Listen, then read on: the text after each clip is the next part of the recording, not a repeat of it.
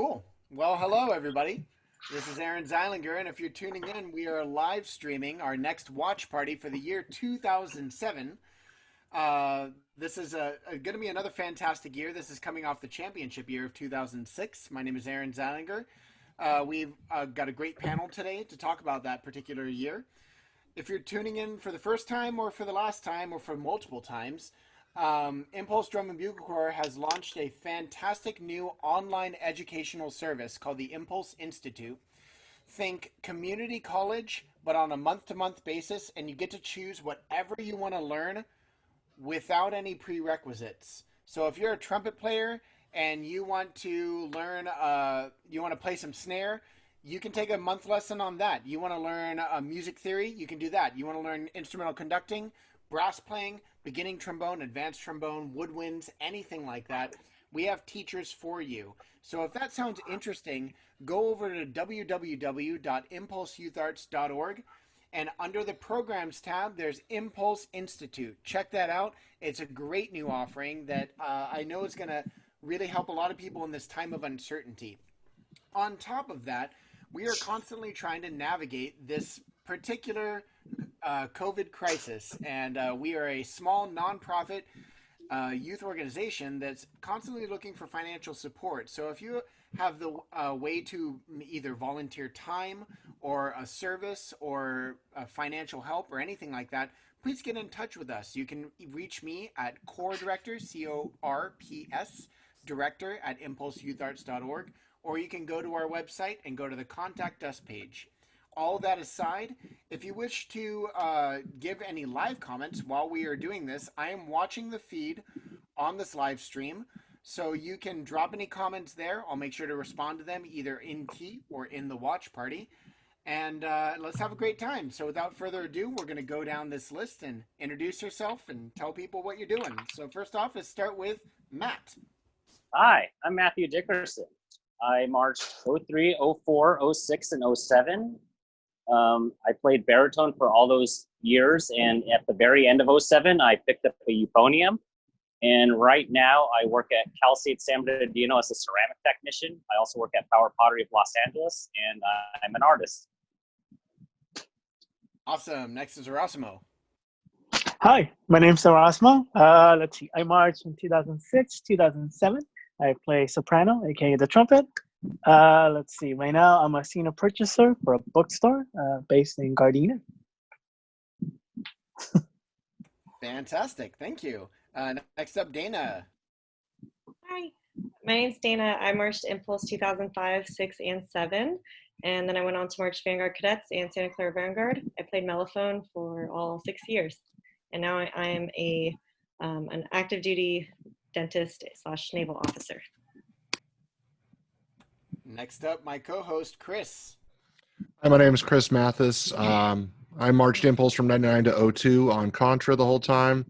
Got back up with the Corps in 2019. Became their audio engineer. And as of now and recent, I am officially on the board for Impulse. In my day job, I own Calm Innovations AV, and I do conference rooms and a lot of AV installs throughout the Southland. And of course, our other host, Aaron. Hi, I'm Aaron Zeilinger. I marched, I helped start the Corps in 1999. I marched complete seasons 2001 to 2003.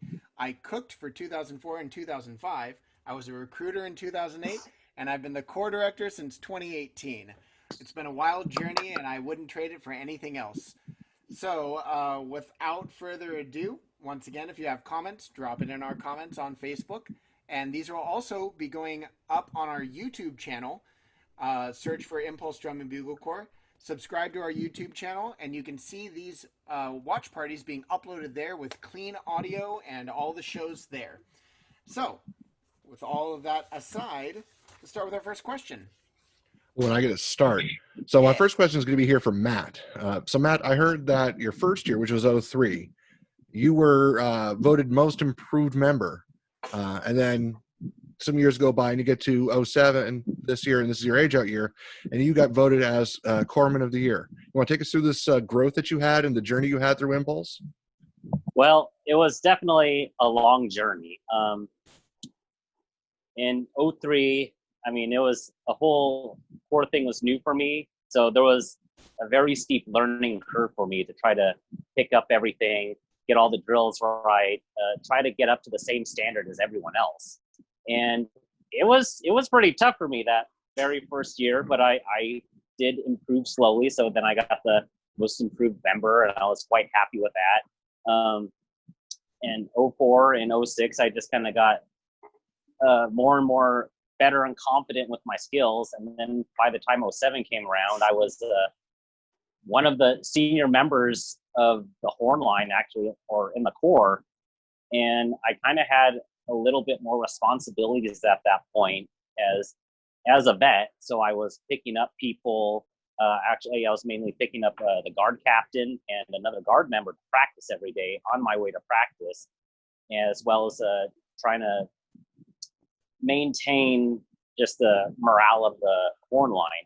So it was kind of like a journey of personal growth and maturity, I guess, because as the years kind of progressed, I got more and more responsibility, and I kind of had to up my game.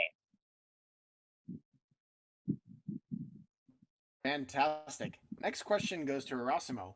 What brought you to this wacky black and yellow corps? Well, my band director in high school, I went to Westminster High School, just back here in my backyard.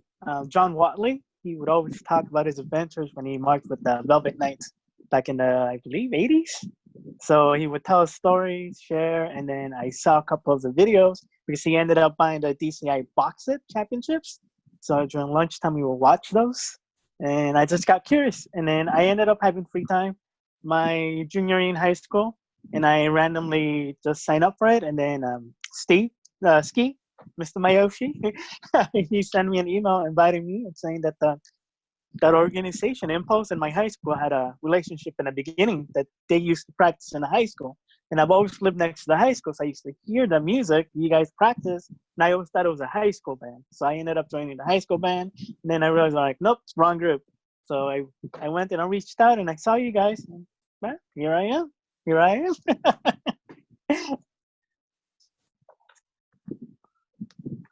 Oh my gosh, yeah. That story. There's definitely been other situations where people have run into a drum corps and not known what it is, or thought it was a band. There's Yeah. been many times that people roll up and they're like, "Wait, are you this high school's band?" We're like, "No, we're from out of town. We're not even, I don't know. We don't. You think this band exists in Utah? We're a bunch of people without shirts on running around. This is random." So that always cracks me up when people stumble upon drum corps, which is similar to how I found drum corps. My dad marched way back in the '70s, but never told me or my sister about drum corps. I had to find it in a tape deck. It was the 1982 DCI Championships, and he came home like I had some dirty secret, and I was like, "Dad, what is this?" He's like, "Sit down, son. This is Drum and Bugle Corps." It was fantastic. That it's a weird, small circle, but if you know, you know. Yeah. Anyways, moving on. Dana, how did Impulse move forward after coming off a championship year into the next year? What was that like? What stayed the same? What changed? Walk us through that. So there was a lot of momentum that had built up from the 2006 season. We were still riding the high. We did feel like there was a lot of pressure on us to perform because, you're coming off a championship year. Everyone's really excited about the upcoming season. Like, what are they going to do next? There was some restructuring. The weirdest one for me being my sister, who had marched 2003 through 2006 on soprano/trumpet. She decided to switch to mellophone because she finally realized that they have the most fun, obviously. Second to contras, of course, but that's a whole other. Agree to disagree. But, Pick up a horn. We'll find out what's more fun. Fair enough. But yeah, so my sister switched to mellophone, and so I had to start sharing the section with her. So that was a personal challenge for me because I was having fun, doing my own thing with the mellophones. And then she comes in, and trumpets, when they switch to mellophone, they just have this ridiculous range. It's just unfair. It's just an unfair. So here she is screaming on a mellophone, and I think she was also horn sergeant that year, or co-horn sergeant, corn sergeant, right? Corn Sergeant. Yeah, corn sergeant. Because at that point, they were very senior to the Corps, so it was pretty cool working with her in a close capacity. And we just kind of continued what we were doing before. Like we advanced those little breathing tubes. If you tuned in last week, we had these magic tubes of power, MTOPs. They're just little pipes. But in 2007, we got really long ones that literally were like a breathing wand, and we carried those around instead and had little like tubes to like covers to put on them to add resistance, and we kept up with breathing exercises like breathing gym and everything. So we just kind of did what we'd always done, but used the veterans to help groom the newer members to the standard of the Corps. Oh man, I don't know how the Corps handled two Babas in one section. I mean, you all were neatly segmented into your own instruments, and then it's like bam, all of them. Yeah, it's kind of like dividing by zero, isn't it? But speaking of, people kept going to other cores. It's because there's too much power in one place. oh, Never had all the Babas in one core; it would have exploded. Yeah. it would have just turned into Impulse Drum and Baba Core. But need to paint on the truck for the next. Just a picture of Martha scowling at everybody. I know your mom's an angel. But speaking of Horn Sergeant, so Matt, I've always been kind of curious about the lineage of Horn Sergeants from the very beginning through. So I'm kind of trying to figure all this stuff out. Who was Horn Sergeant? What's the story about the Horn Sergeant going into 07? So all the previous years that I marched, it was always kind of like someone would end up being Horn Sergeant, and I think it was usually assigned by staff. And so when we started the 07 season, it really wasn't like a Horn Sergeant. Like no one really knew who Horn Sergeant was, and a lot of us were kind of expecting the staff to be like, all right, you're a Horn Sergeant, but it never happened. So the two most senior people in the Corps, like myself and Irene Baba, we were trying to figure out who's going to be Horn Sergeant because the staff wasn't really appointing a Horn Sergeant. So we tried to do our best and try to find a solution. So we're like, all right, let's get the other vets. We'll hold a vote. They'll vote who's Horn Sergeant, and we'll respect that. Well, I think we held like 2 votes, and they always got deadlocked. It always came down to one person.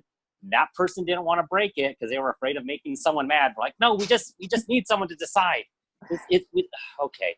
Eventually, we came up to I believe he was our music or brass caption head, Todine Castro, and Irene and I just asked him like, we don't really know what to do because we're trying to get a Horn Sergeant. We don't really have a Horn Sergeant.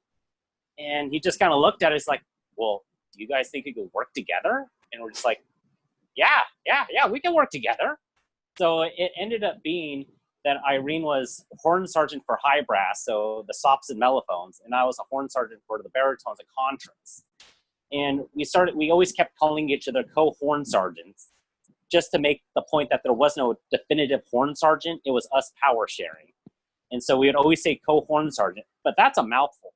So we kept on saying it faster and faster. Eventually it kind of morphed into Corn Sergeant. So I was like, hey, Corn Sergeant. So it was always just kind of like a fun thing that for that year at least, we were Irene and I were the Corn Sergeants. Corn Sergeants. That's fantastic. Especially because of the yellow. And I see a show concept that something about peeling away the husk of Impulse's past and growing into a corny future. I don't know. I'm sure it'll play really well in Nebraska. No, this is not popcorn, right? Oh, nope, there's one of the songs in the show. All right, Erasmo, what were you excited about doing the music of Final Fantasy, and how well do you think it translated to the field? When that show was presented to you, and then you started playing the music, like, walk us through what it felt like doing that, especially because this was a very unique show for Impulse, coming off of the previous years. 2006 was still Willy Wonka in one way or another. Yeah. It was a much more, this was a more serious take on sort of going that route. So what was that like with this entire show? Well, so I actually have never played Final Fantasy. I've only listened to the music a little bit. Sorry. I apologize to all the gamers out there. Sorry. Yeah, it was something different for me. I heard it a couple times, the audio with the symphony and whatnot, and then I read that it's like a journey that you have to go from like the beginning to end, and then save and whatnot. Once again, I apologize. I have never played the game. But yeah, I think we did good, and it's when we went from like happy music, hey, we got this, like we're crazy, we're nuts, we're doing what we do, and then to a serious tone. Uh, I think we did great, to be honest. We did from like orchestra to drum and bugle corps. That was a great transition, to be honest. Yeah, I enjoyed it. It was good. It took me a while, but yeah, it was good. Yeah, I remember when it was announced. I think my first reaction was kind of just like, "Oh man, I like Final Fantasy VI a lot more." Because I never played Final Fantasy VII, and I kind of like. I knew some of the music from Final Fantasy VII, but like most of the stuff we played was like, oh, I don't know this. So that was kind of interesting, and I think we got like a very basic dynamic of just like good versus evil and light versus dark. So, I also, so where do the big swords come in? Yeah, I was hoping for big swords. I didn't play Final Fantasy, but I did play Kingdom Hearts, which is under the same like Square Enix umbrella, I think. And so when we first got the show title, even though I'm half Japanese, I don't speak it. So I was like, what is Shichi? What is this? And so I had to explain like, oh, it's Japanese for 7. And I was like, okay, and go on. And then I found out it was Final Fantasy 7. And I think that's the one that everyone raves about, that one or 9. But so once I found out what it was, I was like, oh, this is actually really cool. I've never done a video game score. And it's not just any video game. Like the music for these, it's very orchestral and beautiful. So it was really cool to learn that we were taking what sounds that might be tacky, but it's actually some very beautiful music and try to translate that to a drum and bugle corps. It's a pretty fun process.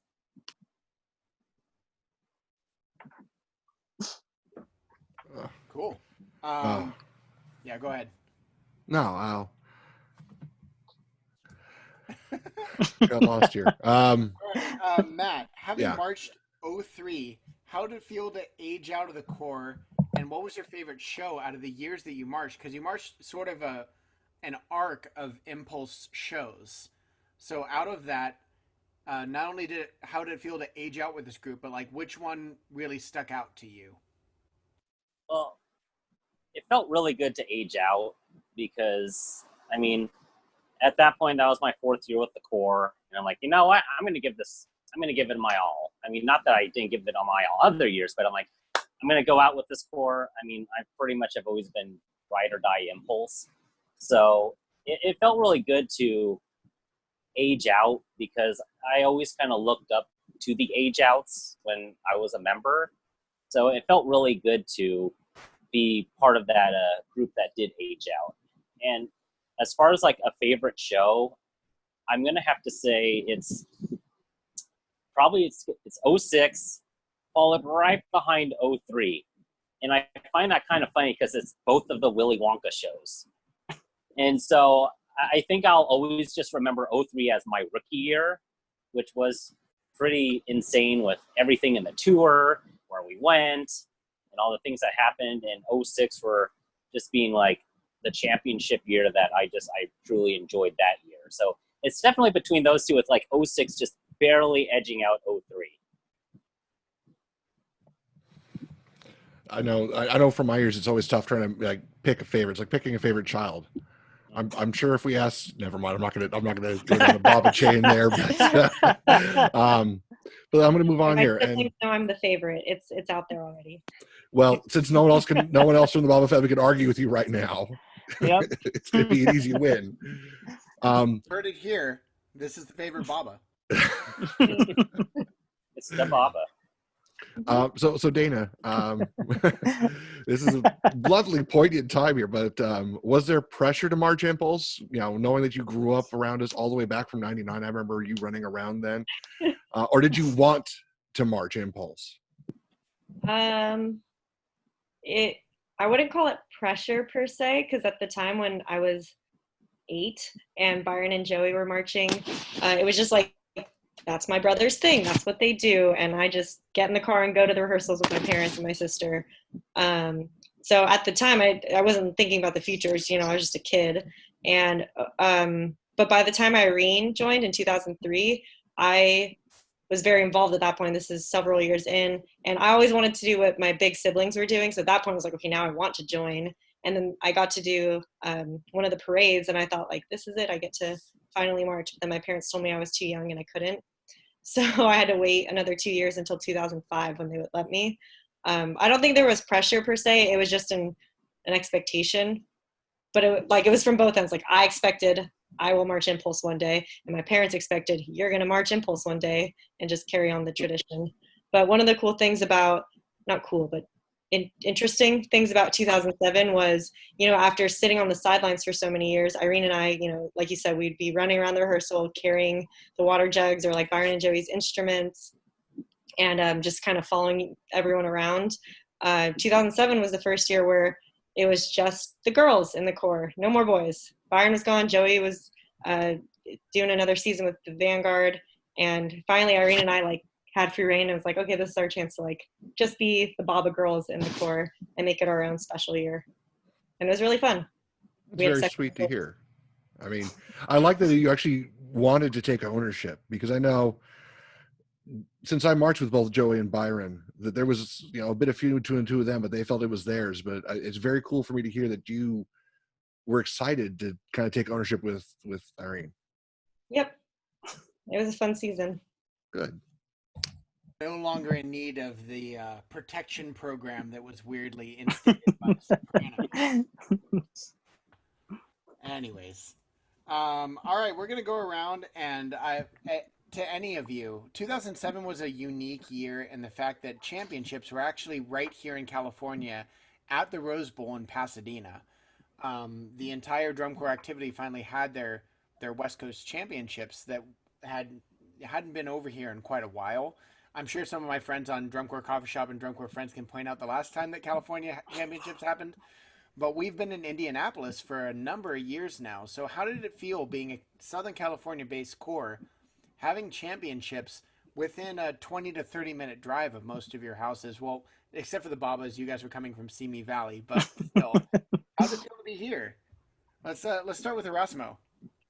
Oh, it was a great experience. My family went. Everyone that I knew, I'm like, hey, I'm gonna be performing in Pasadena. Come check us out. And then they're like, hey, is that your marching band? I'm like, no, this is a drum corps. This is what I do for fun. Yeah, it was a great experience. I got to see friends. It was different though, because in 2006 we went on a tour through the States, and then 2007 came around. They're like, oh, we had to stay home and defend our backyard. So yeah, I felt like that was more like a pressure. We have to put up something more, like a better show than the year before, because we were home. We were the home team. I kind of felt. How did you feel about that? Well, considering since the previous 3 tours were out of state, and then this one was in state, I was always used to all right, time for tour. Let's go out of state to whoever, wherever. And then this time's all right, tour's up Northern California. And then we're coming back. And oh, okay. So, I mean, in that sense, it was a little underwhelming, but it was really cool that people I knew from my high school came out to see me perform. And that was really cool, because just waiting out there and seeing someone, I know that person. And I specifically remember after finals and everything was said and done, it was the weirdest thing to be all right, I guess I'll just drive home. That's it. That's it. Oh, I don't even have to pick anyone up because they have their own rides. Oh, this is different. How about you, Dana? Yeah, initially I was a little disappointed because, again, at this point, this was only my 3rd year of drum corps. This was Irene's 5th, Byron and Joey forever. So I hadn't gotten my fair share of tours around the country. So, and especially coming off of such a really cool past 2 tours where we had, Foxborough, Massachusetts, and then Madison, Wisconsin. They're so far away. I felt like it was a little bit muted to only go. I think we went to Arizona and like Northern California, but that might have been the bulk of it. So initially I was disappointed, but then come finals time, yeah, like everyone else has said, it was actually really cool to have it so accessible to your friends and family, and people could come out and be like, hey, this is going to be the hub of the activity this year. It's happening here. And looking back on it now, the fact that since then we had Bloomington in 2008 and Lucas Oils ever since then, it's, I don't know, it's really cool that it used to rotate, and I wish that they could bring that back, and highlight and showcase these great cities around the country, because there's so many, and it was really nice to have the center of drum corps be in your own backyard, like watching some of the corps I really admired, Phantom Regiment, the Cavaliers, just right there in Pasadena. It was just such a cool experience. Yeah, there has been a lot of talk about how much people miss when championships moved around. The other thing that it helped is that a lot of smaller regional corps, it made it so that they could participate in championships. Because if you're Central America towards the west, the trip to Indianapolis it can be rough at times. You have to really save up for that and get it going. Where if championship moved every year, it really enabled different people to participate in that. We had talked about back in 2001, we were talking about the Juliet Kingsmen, some of these really, really local corps that can maybe travel a state are never going to be able to make it to championships if it's that far away. So there is some, there's a lot of lament for that and the difference of the tours. On top of that, having a different show patch every year was really cool. Like for your championship patch, there's a different design depending on where you're at. I always thought that was cool to have different patches. But anyways, all this aside, we're actually about to show the show, and then we'll come back and reflect on that. This is the Impulse Drum and Bugle Corps Watch Party for 2007. It's the music of Final Fantasy VII. It's Sishi. And I hope all of you enjoy, and stick around for the comments afterwards. Make sure to leave your comments in the post below, and check out more at www.impulseyoutarts.org, or follow us on YouTube, where we are posting all these watch parties. Enjoy! Performing the 2007 program Shichi, Drum Corps International is proud to present Impulse of Darkness.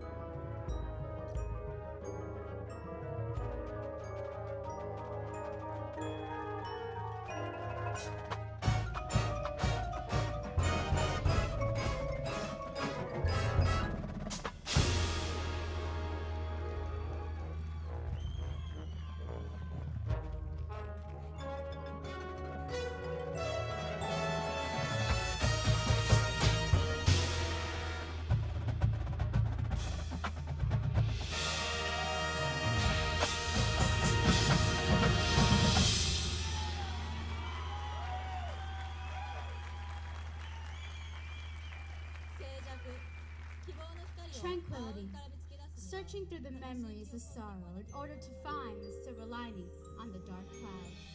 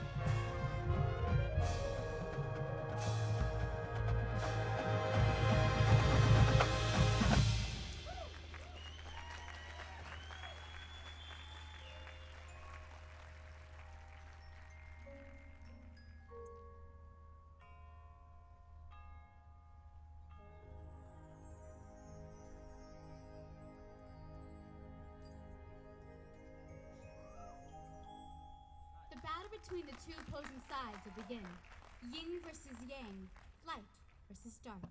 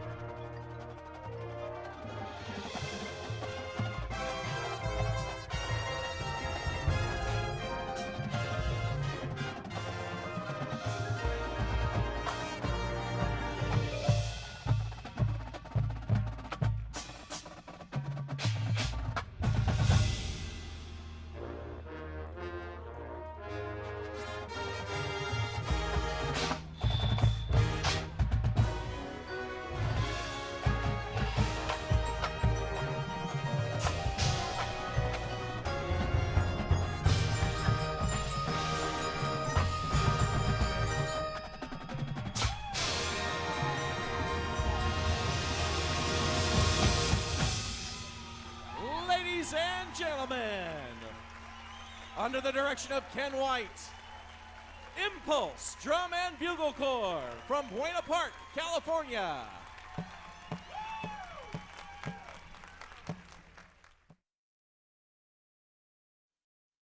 Woo! There it is. There it was. Yeah. Yep. Seems like a bit of a, I mean, some really cool orchestral moments in that show. It definitely seems like a bit of a different pace from years past, but still pretty enjoyable. So we're gonna go around the table here, and just if you can remember, what was your favorite part of this show? And I guess we'll start with Erasmo. Oh, I'm a sucker for ballads. The ballad scene. Oh, I don't know. That got me. All right, well, Matt. Well, after listening to it, I remember I really enjoyed the opener a lot and like the very end of the show, because I kind of always felt those were very, I guess, Final Fantasy in my mind, because I always really have liked music from the previous games. And, you know, I always remember there was one drill set, and I think we kind of nicknamed it like the Spiral of Death. It was like right before like the resolution of the final, but we called it that because it's one of those sets where you have to know where your dot is, because if you don't know where your dot is, you're gonna hit something. And it was always very close, especially with like people behind contras. If they went too far, they're gonna hit a contra, which doesn't ever work out well. But I always remember like, all right, Spiral of Death. Okay, now the fun part of the show that I like listening to. I will tell you from first-hand experience, people that try to run into the contras generally always win. All right. So Dana, what was your favorite part of this show? My mouse stole my answer. I also like. Oh, sorry. No one said it yet. I feel like I should address it. Erasmo's nickname was Mighty Mouse because, small as he is, he's very mighty. Thank you. But yeah, the mellophones, I mean, like I said, the most fun, and we have a lot of cool moving parts. So other people will be sustaining these nice chords, but the mellophones usually have the moving line. And I always got a kick out of really anytime that happened, but in this case, it was for the ballad.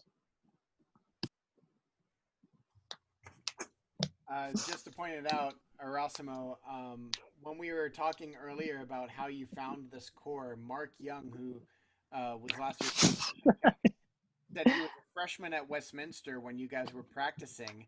Yes. He first heard about it, and he's glad to hear you are doing well as well. So that Yes. there. Thought I'd bring it up.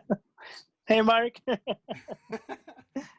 All right. So now, other than the show, we had talked about how this tour went basically NorCal, Arizona, back for championships. But nonetheless, every tour, no matter how long or short, always has memories attached to it, whether it be on the bus, a gym floor, a particular rehearsal site, a water fountain that tasted too much like iron, whatever it may be. There's always those memories that stick out to you. So you think back to the 2007. What was that memory that has stuck in your head? You watched the show and something just sucked you right back to 2007. This time we're going to go backwards. Let's start with Dana this time. I'm not sure about bringing me back and blasting me back, but my favorite part of the overall season was marching with my sister and actually having her in the same section. At first, I resented it, but reflecting on it now, like she's my best friend, and that was a really cool experience we had together. I actually found a picture. Hold on, if I can pull this up. I found a picture of the 07 Mellow section. Let's see if this will work. I don't know. Can you guys see all that? Ooh, Yeah. look at that. Wow. So we have Hulk, Baseball my caps lower. sister, myself, Doke or Dakota, and Kyle. And we all gave ourselves like little nicknames and superpowers. We were a pretty close-knit section. So just, I mean, again, mellophones, we have the most fun. It's always a good time. But yeah, we, yeah, so we, I don't know. I think we just had a really good year. And for me, the highlight was like having that close section, including my sister, because usually I'm the one that's left out for whatever reason. So this time it wasn't. I also like when you shared that picture there that Aaron Escobar, Henry, is the one making comments. No matter what moment it is, Henry has to ruin it. Anyways, Matt, your favorite moment of tour? You know, I think my favorite moment was probably the day of finals, and I remember like I almost started to get choked up like right before I went on the field because it kind of really started to dawn on me that like, oh, this is my last show like ever, and I was like, oh, and I kind of gave like a mini speech to like the horn line. Just I forgot who originally told me. It might have been Shane, but I told everyone, especially before shows, that like, all right, it's just another day at the office. Don't go being a hero or do anything else that's crazy. It's just another show run. Make it so. Just make it as if it's just another run. And then I think I was like, after that, I was like, oh yeah, this is my last show. And following that last show was we had an age out circle, but I think it got interrupted halfway through because DCI was like, you guys can't play. And so like, oh, well, I guess that's it. And it's like, okay, well, we got half an age out circle. And then the one thing I really loved though is I got one of the silks from 03 that has the Zod on it. And I'm like, oh, I remember seeing this when I marched my rookie year. And now I have one. And I'm like, oh my gosh. Like, I don't know. I felt like it kind of came like full circle that like when I saw it, I'm like, and then I got one. I'm like, okay, all right. Well, I feel like my life in the Corps is now complete. And I can age out happily. It's interesting because we were just talking before this whole live stream about memories and traditions that have gone across time, and the giving the Zot flag to the age outs is still a thing. It was a thing when I came back. In fact, Aldo makes the flag. Well, when he was on staff, was making the flags and giving them to the age outs, as well as this little Zot necklace that I have in my other room right now that he actually made for me and Chris, and we about wept. 2 full-grown men last year. No, I was full blown, man. Crying at this age out ceremony when they gave us the necklaces, and we were far beyond age out. So those traditions are interesting. That those Zot flags, I was downloading the 2002 show, and the whole color guard had those flags. And I'm sitting there looking, I'm going, oh, that's when they started. And they've existed ever since. You know, we've always had a Zot flag on the truck. In fact, Larry, for a long time, the truck driver, was the one that put it up there. He would just like bungee cord it to the ladder. And that still happened. So it's weird what traditions keep going unintentionally. But that flag has definitely been a part of it. All right, I've talked enough. Erasmo, your favorite moment of this tour? We were at the University of the Pacific up in Stockton. Hulk, he was with the Mellows. He actually put a strip show on for the girls. I remembered. I remember that. that was my Sorry, highlight. What? Yeah. Hulk So, won the. You know, if you want to stand by, I can get them. But we had these section shorts. The mellow section tends to be female dominated, so they're short shorts and very colorful. Pink, hot yeah, pink. we had pink ones, and then I think 2007 was these like salmon and white ones. I literally still have them. Like I wore them to work. But yeah, there was this poll. And I almost forgot about this. But yeah, there was this poll, and I probably still have like a really old recording. But yeah, Hulk just, as a joke, decided to do a little tease and spin around the pole for everyone. And it was very flamboyant, fun shorts. Oh. That was a good one. That was fun. Yeah, that's one of my highlights for that season. I actually that season, that year or two, I actually got to get to know Hulk. I know we live close by, we don't keep in contact that much, but yeah, I grew closer to him a lot So that's one of my, I guess, highlights of the year as well. Besides the strip hosting with them. I love hearing these stories. Impulse has always been a bit strange, but it's good to know that the strangeness never left. That's the weird thing about drum corps, and I would love to say it's unique to Impulse, but it's core in general. There's something about it being a time capsule that you could not see people you marched with for years. And the second you reconnect, you don't have to say anything to each other. You're right back into core. Like, no time passed. You're like, oh man, that smell of diesel. Where's the bus? Let's chill. Hey, has everyone tried the red yet? I haven't tried it yet. Is it watered down today? Like, you'd get transported to core. I'm sure if you ran into them again, you'd be like right there. That in those hot shorts, no time has passed. Doesn't matter. You're still in core. It's so weird that drum corps, out of all the activities I've done, I did baseball, I did hockey, but drum corps is a time capsule that I can never escape. The second I watch any of the shows I marched, I'm like memory center right there again. And yeah, go ahead. I always found it kind of weird, like the things that could trigger a memory of core. Like whenever I go on a road trip and stop at a rest stop and there's all those diesel trucks and I just smell that exhaust, I'm like, oh, oh man, I just had a flashback. That was really kind of weird. Like, am I on tour again? Oh no, I'm not. And you start walking too quick to the restroom. I know. The rest of the people off the bus. Oh my gosh, a vending machine. Oh, I need to get something. That's the Anyone nice else have random triggers that set you off? Yeah, I started teaching as a Viz Tech at Rancho Bernardo High School in the San Diego area, and I forget why, but somehow they needed someone to step things off because they couldn't do it themselves. I don't know. So they had me step it off, and all of a sudden here I am just marching along the yard line. I was like, whoa, it's been a while. Because at that point I hadn't marched in 7 years. And all of a sudden, I'm like, wow, I feel like a member. In fact, one of the band directors there, he would see me on the field and be like, who is that? Like, why aren't they on their dot? And they're like, that's Dana. She's the staff. And he keeps forgetting he goes a member.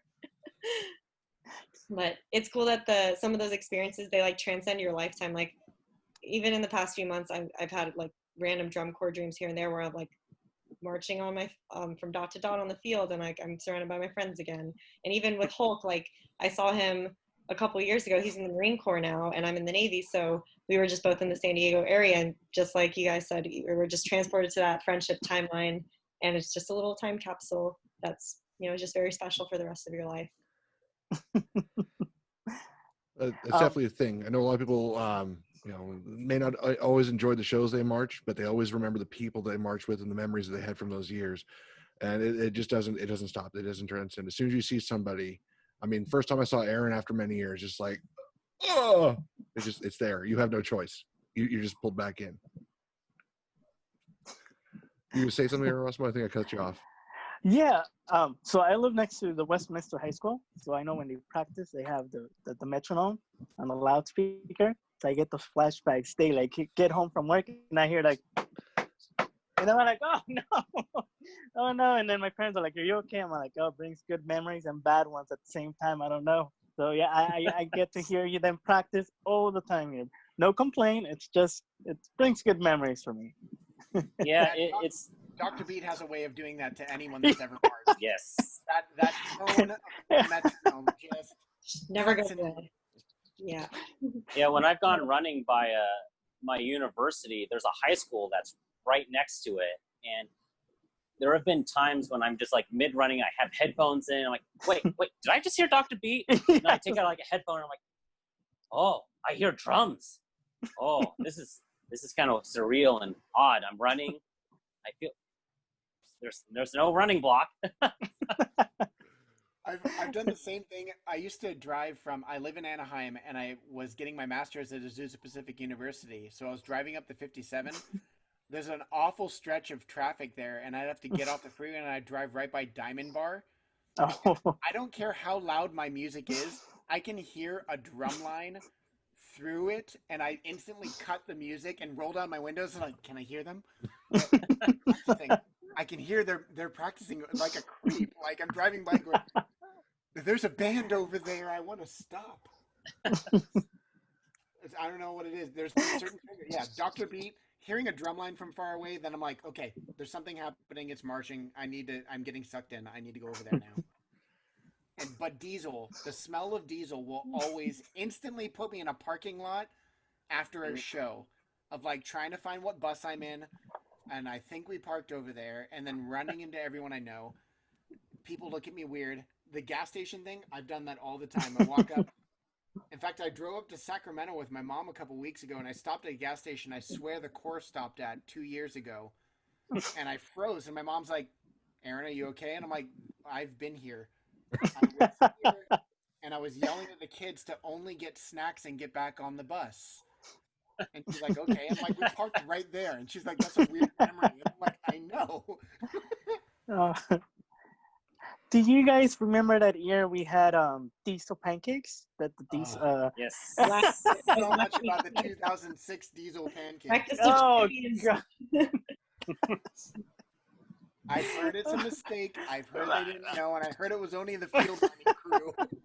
No. But I have according to Henry, that's how you won. Yeah. Impulse, start your engines. Oh, In fact, Andrew Morris just dropped diesel pancakes. Oh man. Oh man. well. Anyways, So those who have been watching, this has been the 2007 Impulse show, Shichi. For those who have been watching and we haven't gotten to your years yet, reach out to us. You always see how much fun we're having here discussing this year. We got a lot more years to go. Please, we enjoy getting the chance to talk to members, go through these shows together. There's a couple shows we still haven't found the video for. So if you want to be involved in this and get to talk with some very strange people about your very strange years of Impulse, we are here to talk with you. Ping us on Facebook. You can email core director at impulseyouthArts.org or gomer@impulseyouthArts.org. Official now, or I guess, and secretary also. Might as well hit any of those that you like. We want to make sure everyone gets the chance to feel welcome into the family and that we get to be one big family again and again. So, Aaron, you want to hit some other final notes before we jam out? yeah, the only thing, other thing I was going to bring up is that we did a couple weeks ago. We did an offline, just sort of alumni hang. We're going to have another one of those coming up. If you're interested in that, please once again reach out to any of those emails. Go to our website www.impulseyouthArts.org. Contact us. Get involved. Whether you are from the beginning years, the mid years, or a recent age out or member, the more people we have connected to this, the longer this history goes and the more it maintains. And I can't emphasize, especially to the vets that are on this call right now or anyone in the past 20 years, the members that exist now want to hear from you. There's something special about hearing from the past of the Corps that always resonates with the newer members and anyone that's coming in. So please come back around. We'd love to hear from you. But thank you all very, very much. Check all of our stuff out, either on YouTube. We're posting these watch parties, Facebook, our Instagram. Check our website.